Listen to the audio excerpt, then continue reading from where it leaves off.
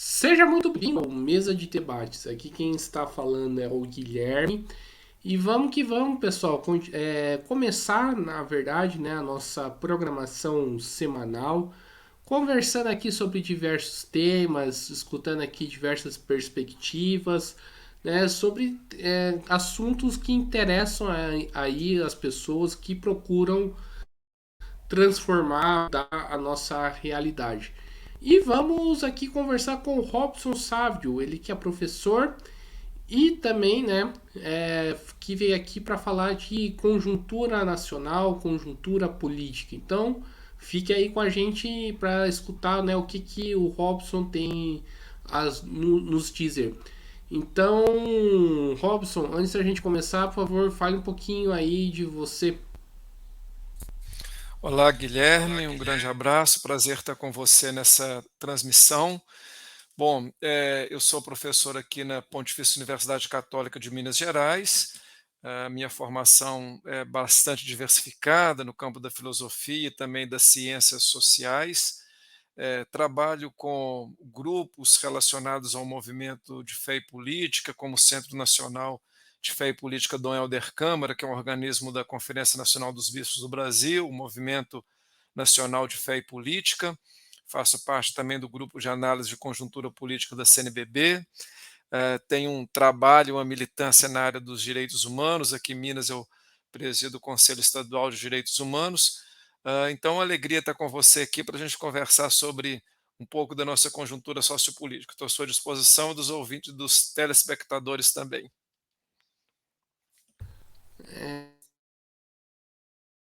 Opa, maravilha, Robson. Então vamos aqui para a primeira pergunta, né? Você falou aí todo o seu histórico aí de que envolve religião, né? Estudo aí teológico, digamos assim. A pergunta que eu faço para você, né? Nesse último período que passamos, ou que ainda estamos passando, né? Qual que é a relação que existe entre a política nacional brasileira e as religiões ou as instituições religiosas? Bom, Guilherme, numa cultura como a cultura brasileira, que ela está, digamos assim, permeada pelo elemento religioso.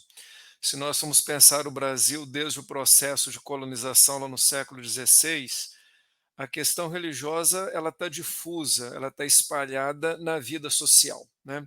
Apesar de a partir do século XVIII, principalmente, né, haver uma separação oficial entre igreja e Estado, né?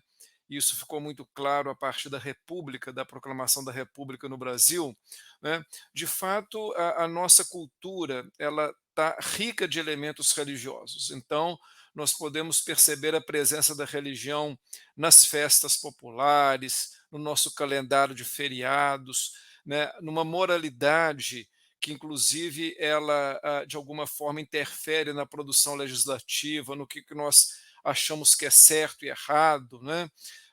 Numa ética, né? Se a gente for pensar princípios do cristianismo, eles são reguladores de uma ética social. E, obviamente, não estou falando aqui só do cristianismo, porque no caso do Brasil há uma colaboração de outras tradições religiosas que formam a nossa cultura. Então, nunca dá para a gente separar totalmente, apesar de a gente falar de um Estado laico, a presença da religião ou das religiões na vida cultural, na vida social, na vida política, né, em vários elementos da nossa sociedade. É claro que às vezes você tem momentos em que essa presença ela fica mais explícita, né, por uma série de questões, e tem momentos que parece que essa presença ela está menos de alguma forma visível. O que eu diria para você é que nos últimos anos, né, principalmente a partir de uma transição religiosa que tem acontecido no Brasil nos últimos 30, 40 anos, ou seja, um país que ele era majoritariamente ou quase que totalmente católico, né? Se a gente pensar, por exemplo, em 1970, portanto, eu estou falando de 50 anos, né? O que na dimensão histórica é muito pouco, né? Mais de 90% das pessoas no Brasil se autodeclaravam católicas. E nós estamos num processo de transição religiosa que provavelmente no final desta década de 1920 e de 2020, nós teremos uma maioria evangélica. Apesar de que o mundo evangélico ele é totalmente plural e difuso, não dá para a gente falar, né, num modo, digamos assim, de ser evangélico ou de ser protestante, assim também que não há, como também não há um modo somente de ser católico, mas nós temos uma transição religiosa muito intensa no Brasil contemporâneo. E mais recentemente, com um fenômeno chamado de pentecostalismo ou neopentecostalismo, que está muito presente, principalmente nas igrejas evangélicas, mas que também há segmentos do catolicismo que estão nessa linha. Esses segmentos eles têm uma presença muito maior, né, na vida política, principalmente, além da vida social. E e algumas dessas igrejas evangélicas, principalmente grandes igrejas e midiáticas, trabalham com a chamada teologia do domínio, que parte do princípio de que a igreja, né, a igreja que deve dominar todas as áreas da sociedade, da cultura, da educação e inclusive da política. Portanto, a participação hoje das religiões e de segmentos do cristianismo no mundo, não somente da sociedade, mas no mundo da política, é muito mais intensa. Porque, diferentemente de algum tempo atrás, no qual, por exemplo, a disputa político-partidária ela não passava pelo viés religioso, está cada vez mais claro que isso vem acontecer. Se nós pegarmos, por exemplo, as duas eleições para presidente da República de 2018 e de 2022, o tema religião ele ficou muito presente no debate político eleitoral, sendo que nesses momentos a gente deveria estar discutindo era modelo de sociedade, né, qual que é a opinião dos candidatos em relação a políticas públicas, mas pelo fato de que religião é algo muito presente na nossa sociedade, das múltiplas maneiras, como eu acabei de dizer, esse tema ele ficou muito presente e constante. Né? Então, o que eu poderia dizer para você, para tentar sintetizar, é que religião, nos últimos tempos, voltou, né, ao cenário não somente das disputas reais, mas das disputas simbólicas de visão de mundo, né? E hoje esse tema está muito mais presente no cotidiano da nossa sociedade. Entendi, Robson. E Robson, isso não cai no risco, né, da gente entrar num extremismo, né, como você falou, né, a religião, né, tomando conta aí de várias esferas da vida, né? Eu escuto de gente, né, que se você não vota em determinado candidato, você tipo, né, é considerado quase um anticristo. Isso não é bem perigoso? Bom, Guilherme, o fato é que não dá para a gente simplificar uma questão que ela é bastante complexa, né? No caso das ciências sociais, a gente sempre tem muito cuidado com as simplificações. A mesma coisa eu falar assim, o católico é assim, ou o evangélico é assado. Né? Quer dizer, a gente tentar simplificar algo, manifestações religiosas muito complexas através de um determinado estereótipo, através de um determinado rótulo, isso sempre é um pouco complicado. O que eu posso dizer é o seguinte, que mesmo quando a gente faz um estudo comparativo das religiões ao longo do tempo, sempre houve, né, e sempre haverá, dentro de grandes tradições religiosas, como é o caso do cristianismo, grupos mais radicais e fundamentalistas, que acham que eles são os únicos capazes de interpretar a Bíblia, a palavra de Deus, que eles acham que são os únicos que têm uma moralidade que deve ser seguida e que, eventualmente, né, nessa chamada teologia do domínio, a sua igreja ou o seu grupo é que é o grupo mais próximo de Deus, do sagrado representante de Deus, e que todos os demais devem aderir àquilo que eles acham que é correto. Então, sim, eu diria para você que há sempre um perigo de um fundamentalismo religioso, né, que se expressa muitas das vezes essa ideia, inclusive, de usar da religião não como uma forma de inclusão, de solidariedade, de busca da partilha, mas pelo contrário, usando da religião para discursos de ódio, divisão, radicalização, né? E nós temos visto isso com muita frequência em vários grupos religiosos. Quer dizer, este não é um problema fundamentalmente da religião ou do cristianismo ou de qualquer religião monoteísta. Vamos pegar, por exemplo, uma outra tradição monoteísta muito grande, né? A tradição muçulmana, né? O Islã, né? O islamismo. você tem, né, uma tradição religiosa, um grupamento religioso, talvez o segundo maior depois dos vários cristianismos, né, e dentro do islamismo há grupos radicais, né, que inclusive dominam os estados, né, tem no chefe religioso, chefe político, e impõe nesses estados, né, nesses locais, nesses países, uma série de regras e de normas altamente complicadas, né, porque é a visão daquele grupo religioso sobre a religião e como que essa visão se impõe como modo de vida para a sociedade, né.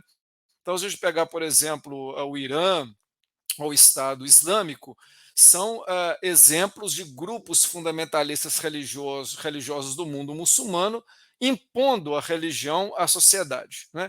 E há esse perigo também em termos do cristianismo, que é uma religião muito grande. A gente tem visto, por exemplo, nos últimos anos, né, pelo mundo afora, um crescimento de uma extrema direita associada a grupos cristãos em vários países, né? E a utilização do cristianismo como uma forma de difusão de discursos violentos, discursos de ódio, né? Então, sim, há sempre um risco de grupos religiosos, utilizando uma tradição religiosa, se apresentarem como os donos da verdade, né? E de alguma forma usarem da estratégia da participação numa disputa político-eleitoral, inclusive utilizando as vias democráticas, ou seja, as eleições regulares, etc. Então, mas com um discurso religioso enviesado, né, acabar assumir, por exemplo, o controle do Estado e querer se impor, né, transformar o país numa espécie de uma teocracia, né, como aconteceu na história do Ocidente durante muitos séculos. Né. E a gente sabe que isso nunca é bom, né, porque nenhum grupo religioso, na verdade, ele é dono da verdade, por assim dizer, né. Grupos religiosos interpretam, né, visões religiosas, né, e que obviamente podem ter determinados interesses, né. Então, no campo do cristianismo, né, e o cristianismo com essa multiplicidade de expressões, tem nos últimos anos grupos cristãos, né, aventado, né, nessa trincheira de achar que a sua igreja, o seu grupo religioso, é o mais santo, é o mais puro, é o dono da verdade, é o que representa verdadeiramente o cristianismo, e eventualmente usado da disputa político-eleitoral para, com discursos, inclusive violentos e segregadores, tentar o poder e impor um modo, né, de vida, né, o que a gente chama uma cosmovisão, uma visão de mundo, a partir daquele grupo religioso.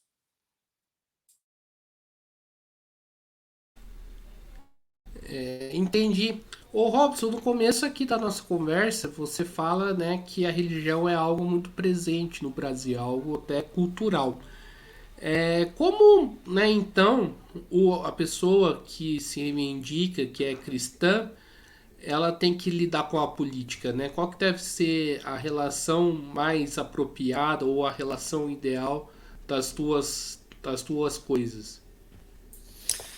Pois é, Guilherme, quer dizer, não há uma receita de bolo, né, que a gente possa dizer faça assim, porque a vivência religiosa de cada pessoa tem muito a ver com a percepção individual e do seu grupo religioso do mundo, né? Então, quer dizer, da mesma forma em que eu disse de que há uma imensa pluralidade e diversidade no mundo evangélico, para falar do mundo evangélico, também dentro da perspectiva católica, apesar do catolicismo ser uma estrutura mais verticalizada, que tem uma doutrina muito bem definida, uma maneira de ritos muito bem definidos, uma centralidade que se dá através da hierarquia da igreja, também dentro do catolicismo há uma pluralidade de vivências, né, do catolicismo. Né? A gente pode pensar, por exemplo, que há uma vivência do catolicismo na perspectiva devocional, aquelas pessoas que gostam muito de rezas de terços, romarias, né? Há grupos um pouco mais conservadores, que têm elementos morais, uma referência de vida. Há grupos que a gente vai chamar de um pouco mais progressistas, que têm em outros elementos, como a questão do debate do modelo de sociedade, a relação com a natureza, elementos impulsionadores da sua vivência do cristianismo. Então é importante, de novo, a gente não tentar simplificar uma questão que ela é bastante complexo. Mas eu diria o seguinte, que nós que vivemos em sociedade, né, nós sempre estamos passíveis de encarar questões objetivas, que é como que o ser humano vive em sociedade, as mazelas que a sociedade tem, né, como transformar essa sociedade, como construir um mundo melhor, um mundo mais justo, um mundo mais fraterno, um mundo mais solidário. E no modelo de sociedade que nós temos, a via de discussão dessas questões se dá pela política, não necessariamente pela política partidária, que é uma das formas de nós inserirmos nessas disputas de visão de mundo, que são democráticas e que são totalmente aceitáveis, né? Obviamente que a participação política ela pode se dar, por exemplo, na nossa ação, numa associação comunitária de bairro, no movimento social, numa ONG, sei lá, de defesa do meio ambiente, eh, na nossa atuação profissional, né, deixando claro a nossa visão de mundo, disputando a nossa visão de mundo, tentando discutir com as pessoas, né, que mundo que nós achamos que é correto e justo. E neste sentido, né, eu sou de uma corrente filosófica e teológica e sociológica que pensa, né, que todos nós que estamos de alguma forma tentando implementar, discutir nas várias dimensões da nossa vida, uma ideia de uma vida justa, uma vida boa, uma vida solidária, nós estamos ao mesmo tempo trazendo elementos do cristianismo, né? Se nós formos pensar, por exemplo, em Jesus Cristo, pegando como referência lá os evangelhos, né? O que foi a vida de Jesus, né? A vida de Jesus o Cristo.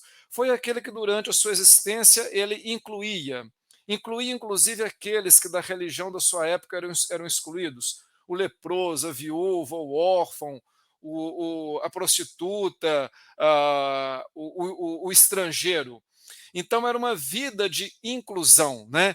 E lá em João 10:10, Jesus disse: Eu vim para que todos e todas tenham vida e vida plenamente, né?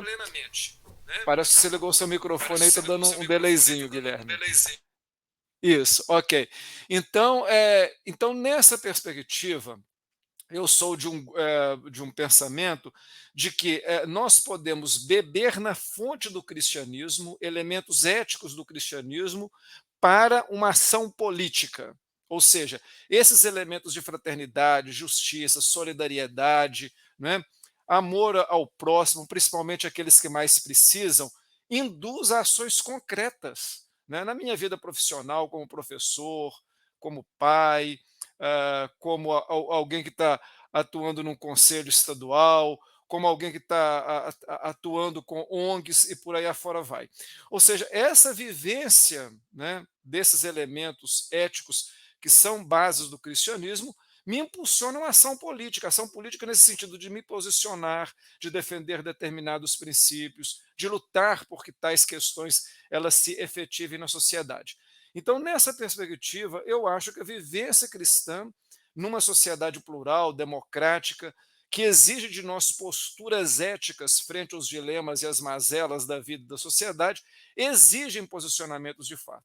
E, nesse sentido, eu acho que aí está a relação entre religião e ação política. Obviamente, eu não estou falando somente de política partidária, apesar de que também, Guilherme, eu não criminalizo em hipótese nenhuma aqueles cristãos que estão em partidos políticos disputando cargos, desde que essa disputa de cargos sejam para o exercício do bem comum, como muito bem diz a doutrina social da Igreja Católica, o ensino social da Igreja Católica. A política deve ser a arte do bem comum. Quando alguém está disputando no seio da comunidade cristã, né, a partir de um partido político, uma vaga, seja para vereador, para deputado, para algum cargo no executivo, e cujo o seu objetivo fundamental é o exercício do bem comum, eu acho que isso é um exercício do cristianismo. Agora, quando quem usa da religião para defender interesses privados ou do seu grupinho, aí eu acho que isso já não é cristianismo. Eu acho que é manipulação da fé, ou charlatanismo religioso. Então, também nessa questão, acho que é importante a gente fazer uma distinção entre as coisas. Em cima de tudo que é. Agora uma pergunta mais polêmica. Em cima de tudo isso que você colocou, Tá para considerar alguns políticos, alguns pastores e até padres, né, citando aqui o André Valadão, né, de pessoas que são cristãs. Eu tenho, assim, sabe, Guilherme, um pouco de receio em personalizar, né, as questões, porque na nossa cultura ocidental, e que ela é muito fecundada por elementos religiosos, né, às vezes há uma certa ideia de que há uma guerra o tempo todo entre o bem e o mal, né, e que às vezes a gente tem que dar nome ao mal para tentar livrar do mal, né? Sendo que essa questão também é um pouco mais complexa, né. Eh, o que eu diria para você é o seguinte, é que, há muitos líderes religiosos, né, dentro do cristianismo, que eventualmente eles podem distanciar um pouco dos próprios princípios da ética cristã, a partir de outros interesses políticos, econômicos e no uso da religião. Então, todas as vezes, isso eu diria de uma maneira geral, para tentar generalizar, todas as vezes que qualquer líder religioso usa do elemento religioso para um benefício privado, para um benefício econômico da sua igreja ou para a divisão, né, ele está fazendo um mal. Né, ele não está utilizando a religião como um elemento agregador e de busca do bem comum. Então, eu diria que uma das questões importantes da contemporaneidade é que nós, cristãos das várias denominações, precisamos de ser um pouco mais maduros na fé. Em que sentido? Fazer primeiro uma distinção entre a religião, os princípios religiosos e as manifestações que a religião tem, que a religião ela pode manifestar de várias formas. Tentar distinguir também entre as lideranças religiosas aquelas que trabalham a partir de uma ética cristã e aquelas que usam do cristianismo para outros objetivos. E não, e aí o juízo é um juízo muito individual, né, mas ele pode dar também, se dar de forma coletiva, para separar o joio do trigo. Então, eu diria para você, assim, sem nenhum medo de errar, né, com a consciência tranquila, de que há muitos líderes religiosos que usam da religião com outras finalidades. E a gente tem que ter a maturidade para tentar fazer, vamos assim, tentar separar o joio do trigo, né? Ver justamente, né, aqueles líderes que usam da religião. Por exemplo, para dar um exemplo concreto, né? Eu vejo que muitas das vezes há uma ideia de que a religião é algo para uma satisfação individual, e que se eu salvei a minha alma, o restante é que se dane. Será que isso tem a ver com a ética cristã? Será que um líder religioso que trabalha nessa perspectiva, ele está de fato ah, pregando aquilo que Cristo veio, né, o Filho de Deus encarnado, pregar? Então aí cabe um juízo ético. Né? Quer dizer, pode ter uma regra moral de uma determinada igreja, mas tem um juízo ético sobre isso. Isso é correto? Isso é cristão? Né? Então, eu tenho visto, principalmente hoje nas redes sociais, muitos líderes religiosos que vivem uma vida nababesca, né? Uma vida de riqueza e de opulência, uma pregação altamente moralista e condenatória, uma ideia, né, de que são os donos da verdade e os únicos representantes do sagrado, e eu morro de medo desse tipo de discurso. Esse tipo de discurso é um tipo de discurso que, me parece, está muito longe de uma ética cristã. E aí, portanto, cabe um juízo individual das pessoas de verificar, mas será que é isso mesmo? Né? Eu, inclusive, tenho muita reticência a essa utilização da religião como um instrumento de autopromoção, de enriquecimento de grupos religiosos, de difusão de discursos de ódio. Eu tenho muita reticência e não gosto de me aderir a nenhum tipo de pregação nesse sentido. Né? E sugiro às pessoas que sejam um pouco mais maduras na fé. Separar, inclusive, a religião de determinados líderes religiosos. Não é porque determinados líderes religiosos resolveram trilhar um caminho totalmente diferente daquilo que está no Evangelho que a religião não presta. Tentar separar essas duas questões e seguir, né, na fé, mirando principalmente a vida e a obra de Cristo, que deve nos inspirar nas nossas ações cotidianas. Mas, Robson, por que que Porque tem algumas pessoas destoam, então, aí desse caminho, né, que você coloca? É apenas religião ou você acredita que tem elementos a mais que está além da religião que fazem aí alguns líderes religiosos aí fugirem desse caminho? Então, Guilherme, esse é outro ponto bastante complexo, né? Porque o que acontece? Qualquer pessoa, né, pode, por exemplo, se dizer cristã e abrir uma igreja. Dentro da nossa legislação, aliás, outro dia eu estava vendo uma pesquisa, né? No Brasil teve um ano, um determinado ano, que foram abertas mais de 300 mil igrejas num único ano. Como que se sabe disso, né? Porque a igreja no Brasil constitui-se como uma pessoa física, né? Então, todas as vezes que se abre uma igreja, tem que se registrar na Receita Federal um CNPJ, que é um Cadastro Nacional de Pessoa Jurídica. Qualquer pessoa, ela pode se dizer cristã, por exemplo, e abrir uma igreja. Ou, dentro de uma determinada tradição religiosa, fundar uma comunidade, né? Isolar a partir de determinada doutrina, de determinada visão, dizer-se cristão e falar que a vivência do cristianismo está circunscrita àquilo que é pregado naquele grupo, né? Ou naquela associação religiosa, ou até naquela igreja. Né? Agora, como que se faz em relação a isso daí? Né? Muito complicado, porque, primeiro, no Brasil, a legislação, como ela prevê a questão da liberdade religiosa, liberdade de culto, é muito difícil que o Estado interfira na criação de igrejas ou na constituição de grupos religiosos, porque isso pode virar um problema, né, a interferência do Estado, e ninguém gostaria disso. Então, há inclusive, às vezes, uma inação de órgãos do Ministério Público e de outros órgãos da sociedade em relação a práticas religiosas altamente perniciosas, charlatanismo, manipulação da fé, mas que se não denuncia, né, esses órgãos não denunciam porque com medo de infringir o princípio constitucional da liberdade de culto e da liberdade religiosa. Então, o controle não se dá por aí. E no âmbito das próprias instituições religiosas, né, às vezes o controle é muito difícil, porque é uma pluralidade, uma polissemia das maneiras de ser cristão, por exemplo.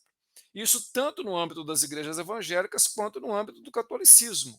Né? Então, vamos pegar, por exemplo, a Igreja Católica para falar de uma experiência que a gente conhece um pouco mais. As múltiplas maneiras de ser católico faz com que haja dentro do catolicismo múltiplos grupos, né?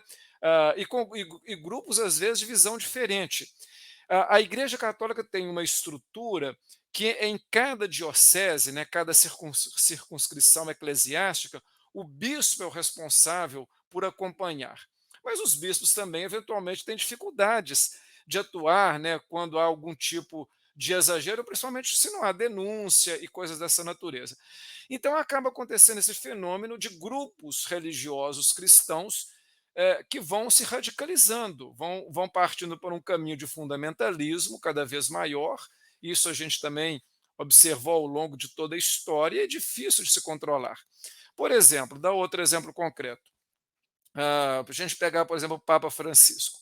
O Papa Francisco, ele é às vezes criticado de uma forma totalmente violenta por grupos católicos. É o líder da Igreja Católica. Né? Sob o ponto de vista da doutrina, o Papa é o representante, digamos assim, do corpo dos apóstolos, né? É a maior autoridade, é o sinal de comunhão eclesial. Nós sabemos de grupos dentro da Igreja Católica altamente críticos e violentos em relação ao Papa Francisco. O que o Papa Francisco vai fazer? Ele vai excomungar? Difícil isso em pleno século XXI.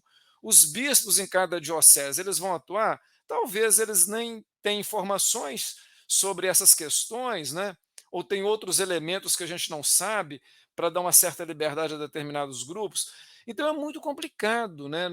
A gente considerando, primeiro, a ação do Estado dentro de um Estado laico que garante a liberdade e o culto religioso, e, por outro lado, dentro de cada tradição, uma liberdade que se há, né, de não usar a autoridade, por exemplo, eclesiástica, como uma espécie de censor o tempo todo, né, em momentos que a Igreja Católica atuou assim, isso parece que não foi muito interessante, nessa ideia de uma autoridade eclesiástica que funciona o tempo todo como uma espécie de um censor, que para escrever um livro tem que passar pela autoridade eclesiástica, né? Fazer um culto é a mesma coisa, qualquer hábito de vida tem que passar pela autorização da autoridade eclesiástica. Eu acho que a sociedade contemporânea ela nem comporta essa situação. Então acaba que a gente tem que conviver, né, com esses radicalismos dentro do seio das várias tradições religiosas.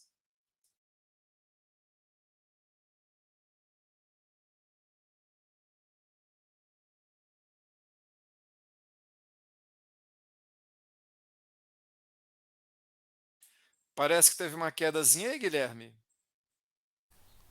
É, Parece que teve uma quedazinha aí, Guilherme. teve, mas pode terminar de falar. Não, não, eu já tinha terminado, já tinha passado para você.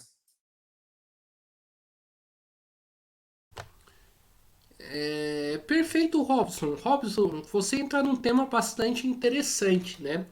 Que é a questão é, da liberdade religiosa, né? Nas eleições tiveram muita fake news falando que a liberdade religiosa estava sendo atacado, né? Aí quem fala isso são as pessoas que utilizam da religião, né, para poder cometer crimes. Até quanto que é liberdade religiosa e até quanto que esse discurso pode ser utilizado aí para poder cometer crimes, como por exemplo o André Valadão faz. Não, por isso, Guilherme, eu acho o seguinte, que também em relação à liberdade religiosa há limites constitucionais muito claros. Um dos fundamentos da nossa Constituição e das leis infraconstitucionais, aquelas leis abaixo da Constituição, tem a ver com a ideia de dignidade humana. O conceito de dignidade humana, que é a base da doutrina universal dos direitos humanos e que está presente praticamente em todas as constituições, é um conceito, inclusive, que ele vem do cristianismo. Né? Como é que ele vem do cristianismo, esse conceito? A ideia de que Deus criou os seres humanos à sua imagem e semelhança, que todos nós temos a mesma dignidade de filhos e filhas de Deus. Ou seja, ninguém é maior, melhor ou mais importante do que o outro, não obstante qualquer condicionalidade humana. Esse princípio que nós herdamos do judaísmo, ele está muito presente, por exemplo, no cristianismo. Cristo, né, ele se encarna, ele assume a condição humana para dar dignidade à dimensão da nossa humanidade. Então, veja bem, todas as vezes que a religião ela é utilizada para afrontar a dignidade humana, que é um princípio constitucional baseado, inclusive, numa ética religiosa cristã, aí já não é mais liberdade religiosa e nem liberdade de culto. Aí já extrapolam-se os limites e é preciso que haja consequências sob o ponto de vista legal e jurídico. Obviamente, Guilherme, que isso não deveria acontecer só no ponto de vista da sociedade e do Estado, ou seja, punir pessoas que usam da religião para promover discursos de ódio, xenofobia, ah, a ideia de que o pobre ele deve ser eliminado, de que a comunidade homossexual deve ser eliminada, de que um grupo religioso diferente deve ser eliminado. É claro que quando se extrapola usando a religião para esse tipo de discurso de ódio, medidas legais, jurídicas no âmbito da sociedade, elas devem ser implementadas. E no caso específico do pastor que você está citando, há vários processos na justiça, que são movidos desde pessoas físicas, avocando a Constituição, entidades da sociedade civil e, inclusive, órgãos do Estado, como o Ministério Público, porque extrapola-se a liberdade religiosa. Mas eu acho que mais do que isso, deveria, né, as autoridades religiosas, elas deveriam também atuar nessa questão. Quer dizer, quando um líder religioso ele extrapola, a comunidade religiosa ela deveria se rebelar de alguma forma contra esse tipo de discurso. Né? E isso é uma questão complicada, porque, na verdade, muitas vezes, por omissão, essas pessoas continuam utilizando esses discursos de ódio e de violência, né? E às vezes por uma espécie de relação amistosa entre as igrejas, os outros líderes religiosos ficam omissos frente a esse tipo de discurso. Eu acho que, sob o ponto de vista, aí é uma opinião pessoal. Eu acho que, sob o ponto de vista de uma ética cristã, quando um líder religioso extrapola, usando a religião para discursos de ódio, eu acho que ou os outros líderes religiosos que são fiéis à ética cristã, eles deveriam ser claros em promover uma censura, né, em mostrar para a comunidade cristã que aquilo não é certo e não é correto. Porque essa atitude, muitas vezes, de Pilatos, de todos lavarem as mãos e dizer só o seguinte: o Estado deveria punir, né? Claro, quando há a infração a um princípio constitucional, né, numa sociedade de Estado laico, né, e que preza a dignidade da pessoa humana, é claro que, sob o ponto de vista legal, né, e das sanções legais, jurídicas, cíveis e penais, isso deve acontecer. Mas eu acho que é uma outra dimensão da cultura, da própria religião e da ética. Deveria se haver uma censura, né, em relação aos outros líderes que não devem concordar com a manipulação da fé por esse tipo de liderança. Então, o que eu quero trazer aqui um elemento a mais para a nossa reflexão, porque individualmente nós devemos de fazer um juízo sobre pessoas e líderes religiosos que utilizam desse tipo de estratagema. Sob o ponto de vista legal e penal, o Estado, a sociedade deve agir, mas eu acho que também, sob o ponto de vista das várias religiões e das várias igrejas, deveria-se ter mais clareza em censurar pessoas que utilizam desse estratagema, né, e deixar claro para os cristãos que isso não é aceito. Quer dizer, como que eu posso utilizar do cristianismo, por exemplo, para qualquer discurso de ódio e de eliminação do outro? Isso afronta um princípio basilar da doutrina cristã. Então, eu acho que esse sentido também ele deveria acontecer para que todos os atores sociais mostrassem para eventuais lideranças religiosas que utilizam e manipulam a religião que isso não deveria ser aceito.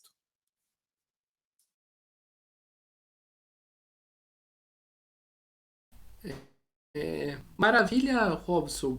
E Robson, né, você falou aí da comunidade, né, agir, né? E aí eu te pergunto, como lidar com, né, com o sentimento que ultrapassa o racional aí da comunidade, né? Porque quando você fala aí de religião, você, né, entra muito nessa área, né, que é a área não sei se o irracional, né, seria a palavra mais correta para utilizar, e você pode até me corrigir, mas, né, você entra numa área que a pessoa não começa a racionar, né, certas coisas, lida pelo emocional e tudo mais. Como lidar, né, com esse sentimento dentro da comunidade, né? Sim, Guilherme, de fato, nem todas as nossas escolhas, quando nós resolvemos agir, elas estão baseadas em escolhas racionais. Muitas das vezes nós escolhemos as coisas baseadas em desejos, afetos, crenças, percepções, e não significa, inclusive, que a escolha racional ela seja melhor do que as outras escolhas do mundo da subjetividade. Quanto à escolha racional que leva à morte, tem muitas pessoas que racionalmente escolhem matar, escolhem excluir, escolhem fazer o mal. Aliás, Santo Agostinho, lá no século IV, né, ele, na teoria do livre-arbítrio, ele já dizia um pouco isso, né, que Deus dá a liberdade humana justamente para que nós tenhamos a responsabilidade pelos nossos atos, né? E as escolhas, elas implicam em responsabilidades em relação a agir. Mas, de fato, nem sempre as escolhas elas são racionais. E o fato de ser uma escolha racional não significa que vai ser uma escolha boa. Então, é preciso dizer isso claramente. A racionalidade ela não deve ser colocada como um elemento de superioridade, mas como um critério de escolha. Mas muitas das escolhas elas são baseadas, por exemplo, em crenças, né? Veja, como elemento religioso, um elemento que ele está muito baseado não somente na racionalidade, mas nesse elemento também das crenças, das nossas visões do mundo, né? Religião tem muito disso, desse mundo do simbólico, que ele é tão rico, né, em relação à vivência individual. É claro que muitas das vezes esse elemento de subjetividade ele é muito fácil de ser manipulado, porque a partir de uma ideia, de uma cosmovisão de religião, de uma ideia de mundo, né, você pode direcionar as pessoas a pensarem e a agir de forma enviesada. Não é à toa, inclusive, que muitas das vezes a religião é utilizada, manipulada em discursos políticos dos mais perversos, né? Porque a partir do elemento da fé, do elemento da crença, de uma visão de mundo que a pessoa tem dentro daquela comunidade religiosa da qual ela participa, na qual ela vive, ela tem a sua experiência religiosa. Por isso que a questão religiosa ela tem que ser tratada com muito cuidado, com muita ética, inclusive pelas igrejas e pelas lideranças religiosas, né? Quantas pessoas que achando que estão fazendo um bem, elas estão, na verdade, corroborando, né, para a divisão, para o ódio, para a violência, pensando que estão fazendo bem, porque elas estão envoltas, né, muitas vezes, numa ideia, né, religiosa muito enviesada, manipulada, né? Então, realmente, é por isso que a questão religiosa ela não é tão fácil da gente tratar, rotular, né, e ficar fazendo juízo. Então, quando eu vejo, por exemplo, vamos supor, hipoteticamente, que eu estou vendo uma situação na qual um líder religioso utiliza da religião para manipular e enganar as pessoas, por exemplo, em relação à contribuição do dízimo, vamos supor, né?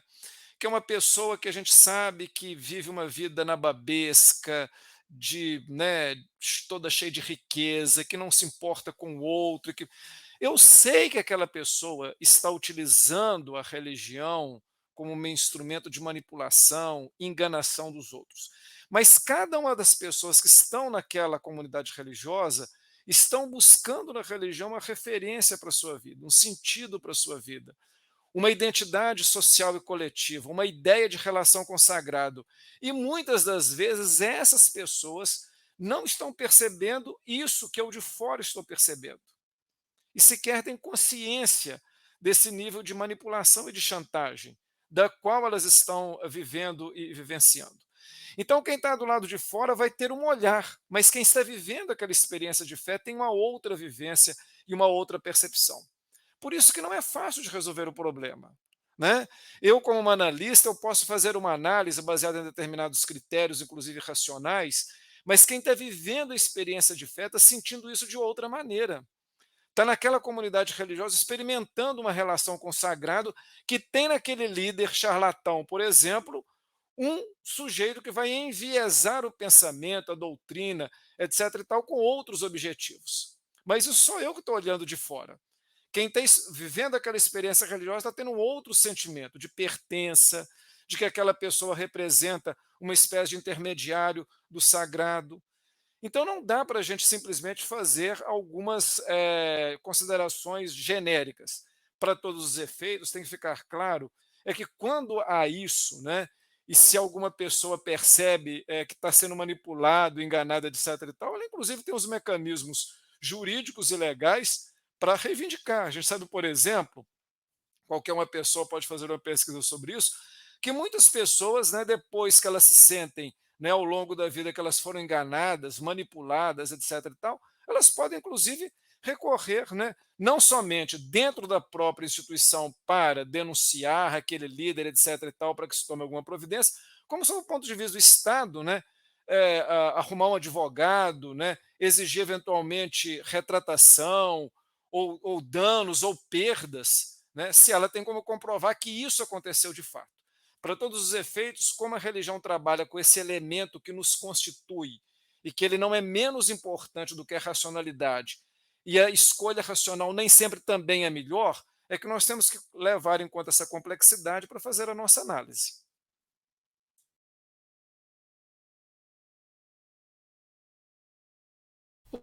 Ô, Robson, você falou uma coisa bastante interessante, né? E entre vários convidados, né, que vêm aqui no canal, colocam a preocupação de que né, a esquerda não está fazendo o papel que ela deveria fazer, né? E quem, né, está no, né, com a classe neopentecostal. Peço aí desculpa que eu tô saindo de um resfriado, né? E eu queria te perguntar o seguinte, o que que as igrejas estão fazendo para elas se aproximar aí dos setores mais pauperizados, né? Essas igrejas neopentecostais, esses setores mais conservadores. Olha, Guilherme, há vários estudos nessa área. Em primeiro lugar, é preciso dizer o seguinte e reconhecer o seguinte: um dos elementos, né, essa transição religiosa que acontece no Brasil nos últimos 30, 40 anos, que eu já me referi anteriormente, ela tem uma série de elementos, né, são uma série de questões que explicam esse fenômeno no Brasil. Mas um dos elementos explicativos é que as pequenas igrejas evangélicas, elas têm a capacidade de aproximar da vida das pessoas, né? O líder religioso, o pastor, eles estão presentes no cotidiano das pessoas. No cotidiano das pessoas significa o seguinte: quando aquela pessoa está com alguma dificuldade, quando ela está desempregada, quando ela está precisando de uma ajuda, quando alguém está doente, quando perdeu um ente querido. Um dos elementos explicativos, não é o único e talvez nem o mais importante, mas ele deve ser considerado, é essa capacidade de aproximar-se das pessoas, estar juntos, estar ao lado, formar pequenas eclésias, pequenas comunidades daqueles que têm fé. Né? E esse elemento é um elemento muito importante na sociedade contemporânea. Porque mesmo numa cidade grande, né, numa sociedade cosmopolita, às vezes as pessoas elas precisam de identidade grupal. E essa identidade grupal ela vai se dar no grupo religioso, naquela pequena igreja. O pentecostalismo e o neopentecostalismo têm, entre outros, essa característica, né, de formar grupos coesos, né, de que as pessoas umas ajudam as outras, né, umas estão próximas às outras. O que Durkheim, né, um dos fundadores da sociologia, já observava na religião, esse caráter de proporcionar coesão social, identidade grupal, referência para as pessoas. E isso não é pouca coisa. Então a gente tem que reconhecer isso em primeiro lugar. Né? Agora, como que isso vai dar posteriormente, se essa aproximação ela vai ter algum outro interesse para além do interesse religioso, aí é preciso analisar em cada caso. Né? Então, nós temos que reconhecer um pouco isso. O que acontece em relação à Igreja Católica, por exemplo? A Igreja Católica tem uma estrutura que ela é um pouco mais centralizada na ideia da matriz ou da igreja, muito ainda voltada para o clero, né, o que o Papa Francisco, inclusive, tem discutido muito, o que ele chama de clericalismo, padre como referência. Né? Numa sociedade em que cada vez há mais diversidade e pluralidade, as outras igrejas elas oferecem uma capilaridade de presença religiosa muito maior e mais difusa. Né? A gente tem que considerar isso também. A gente tem que considerar pontos importantes para a gente compreender essa transição religiosa no Brasil. Agora, como há, principalmente no mundo evangélico, talvez há menos controle, por assim dizer, doutrinário e hierárquico, porque cada pessoa, cada cristão, né, evangélico pode, inclusive, fundar a sua igreja, aí vai ter uma imensa pluralidade e diversidade nos modos de vivenciar a fé. Isso por um lado. Agora, por outro lado, também nós observamos em segmentos, principalmente neopentecostais, que foram se constituindo no Brasil nos últimos 30 anos, que são verdadeiros grupos econômicos travestidos de igrejas. Quer dizer, que usam a religião, mas são verdadeiros grupos econômicos, com muito poder econômico. Né? São donos de grandes veículos de comunicação, empresas de tudo enquanto é tipo, conglomerados de outras áreas da economia, né? E por aí afora vai. Eu não vou dizer aqui, mas as pessoas é que têm que referir sobre isso. Até que ponto a religião é utilizada dentro da nossa sociedade, em uma sociedade capitalista, como uma empresa gerar lucros e dividendos para determinadas pessoas ou grupos ou famílias, né? Agora, cada um é que tem que fazer um pouco de julgamento sobre isso. Não sou eu aqui que vou falar, cuidado com essa ou com aquela dali. Igrejas, inclusive, no Brasil contemporâneo, que fundaram partidos e que estão por trás de agremiações político-partidárias que têm determinada visão de mundo e que disputam o Estado, né, a partir do canal da disputa político-eleitoral. Então, as pessoas é que têm que perceber isso daí. Né? Então, é para dizer mais uma vez que o universo da nossa análise é um universo complexo, ele não é tão simples, né? E todas as questões elas devem ser levadas em consideração numa análise sociológica, na política, e inclusive religiosa também.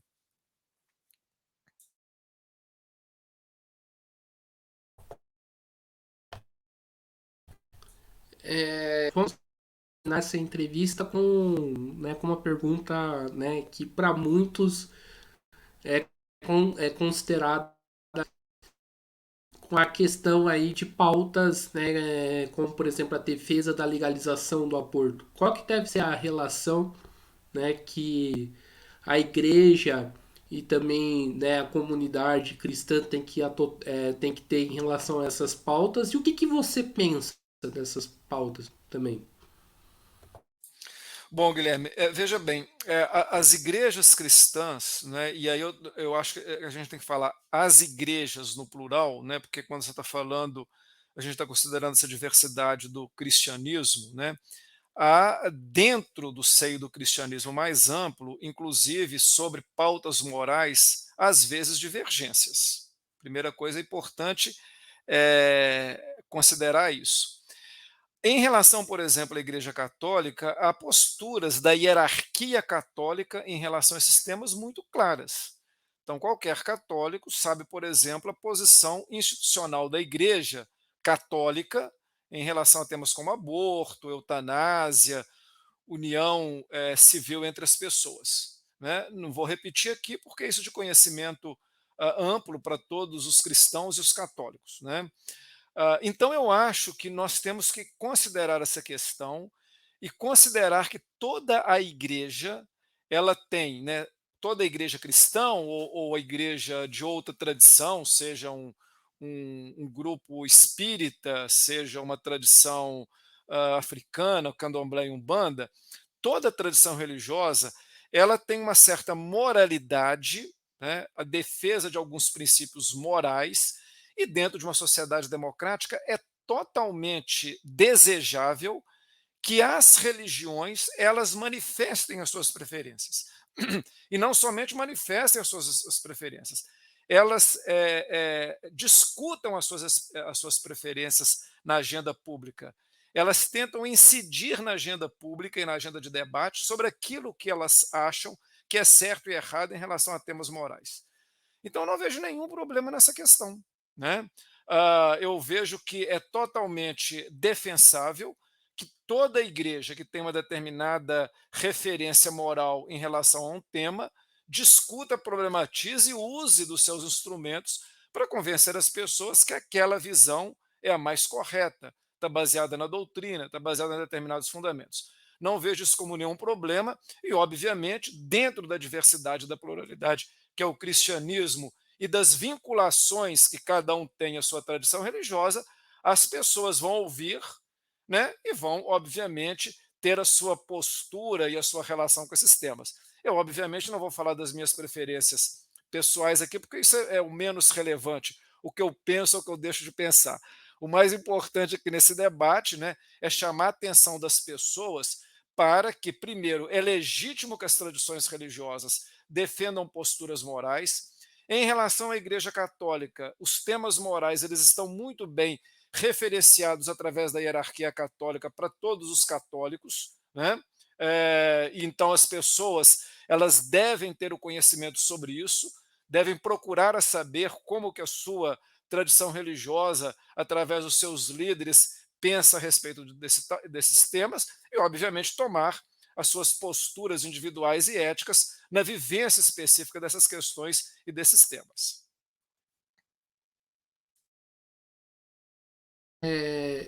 Então é isso aí, pessoal. Estamos encerrando aqui mais uma entrevista do Mesa de Debates. Quero aqui agradecer o Robson pelo ótimo papo aí que tivemos aí nessa segunda-feira de manhã, né? Começamos a semana bem. E passo aqui novamente a bola para ele fazer as considerações finais. Obrigado, Guilherme, pela oportunidade desse debate, né? Eu espero que ele tenha ajudado as pessoas a refletir um pouco mais, né? Que esse que é o nosso principal objetivo, oferecer aqui possibilidades de reflexão, né? Obviamente não há nenhuma pretensão aqui de ser prescritivo, de, né, eu achar que a minha opinião é a opinião correta, outras pessoas vão pensar diferente, vão problematizar, isso é muito saudável, né? Essa possibilidade da gente discutir e refletir sobre as nossas visões de mundo, né? E que esse debate ele tenha sido importante, inclusive, para a nossa reflexão, para o nosso agir cristão. Muito obrigado e um grande abraço para você e para todas as pessoas que ouvirem, né, essa nossa conversa. Então é isso aí. Mais uma vez aqui agradecendo ao Robson, também agradecendo também a você que estiver nos acompanhando. Peço que se inscreva no podcast de debates de tudo um pouco. Novamente peço desculpa pelo resfriado, porque tá difícil aqui de. Tá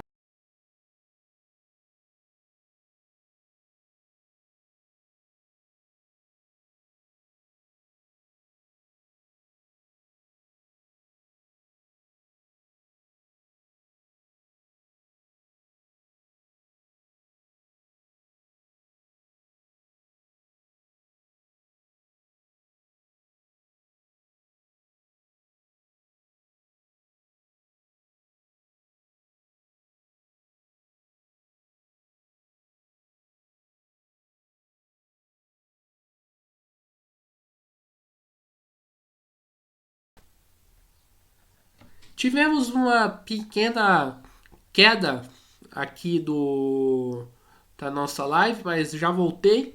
Então eu quero, né, pedir aqui para que as pessoas se inscrevam no canal Podcast Mesa de Debates de Tudo Um Pouco. Compartilhe o nosso trabalho, curta, comente os nossos vídeos. Temos aí bastante material interessante. Isso ajuda no engajamento. Também segue a gente no Facebook, TikTok e Instagram, onde que nós estamos também aí publicando material. E, né, quem puder, colabore aqui com o nosso Pix 385 007 02800 CPF e também no nosso Padrim, www.padrim.com.br/podcast Mesa de Debates. A sua ajuda é bastante importante. Por exemplo, na semana passada nós estivemos aí no evento do Leon Trotsky e isso só foi possível aí pela sua contribuição. E queremos aí fazer coberturas de outros eventos desse porte, como por exemplo o evento que vai acontecer no dia 7 ao dia 10 de setembro, que é o congresso da CSP Conlutas. Então quem puder ajudar, colabore e aí na live.